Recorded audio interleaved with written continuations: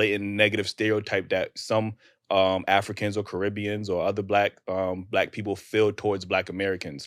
Well, the white man's original tactic of divide and conquer, separate and rule is still his most cherished weapon against African people. You see, understandably, when people look at America up until now, being quote unquote the most powerful country in the world, if you want to get down with the most powerful country in the world, you're going to have to despise who they despise. And since America has done such a great job despising African people, anybody who wants to come to this country, even if they are African, are going to seek somebody else's company other than ours, right? That doesn't make what they do right. But we have to look at the fact that we as African people in America haven't done a whole lot collectively to make ourselves the power base we should be for all African people. With our education, with our income, being the richest group of African people in the world in terms of take-home pay, we should be the power base for African people throughout the world. Y'all need institutions, we're going to fund them. Y'all have a problem with your water, we're going to fund that. You understand me? You got a medical crisis, we're going to take care of that. We have the resources, we got the personnel, we got the expertise, we got the money. We should be the power base. So when an African comes to America from outside of this country, they say, well, wait a minute now. If I align myself with the African American, what is in that for me? Because I don't even see the African American doing anything for themselves on a collective basis. We have success, but it's all individual, right? There's very few institutions that we run and control independently.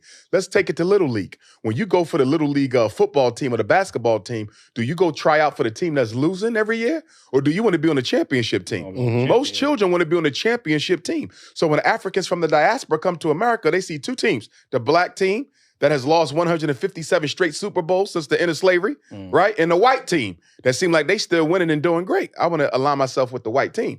Now, the mistake that Africans in the diaspora are making is that if you do not link up with us, your national homeland will never be free either. See, what they do to African people anywhere, they do to African people everywhere. So if you come from Nigeria, you come from Ghana, you come from Jamaica, you come from Turks and Caicos, you don't associate with African people, you go get you a snow bunny, move up on the west side, you can do all that.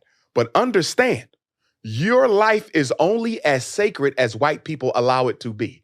At any minute, they can turn you into a Breonna Taylor, whether you have a U.S. passport or not. You've seen it happen here in New York City years ago with the Abner Louima and Amadou Diallo cases, where the police, abused African immigrants right here in New York City. So when it comes to white people, we're all African. They know who we are. But they will use one group against the other as long as it is in their best interest. And once they're done using that group, guess what they do to that group?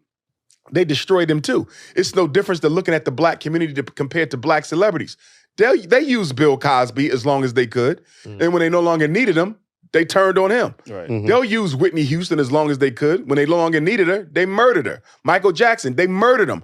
Prince, they murdered him. Jimi Hendrix, they murdered him. Kobe Bryant, they murdered him. You understand? So all of us are nothing but tools in the hand of white supremacy. We have to wake up from that nightmare, from that imaginary illusion of inclusion that has black people thinking, if I come to America, but stay away from African Americans, I'll be given probationary white status. You'll never be given probationary white status because you are not white.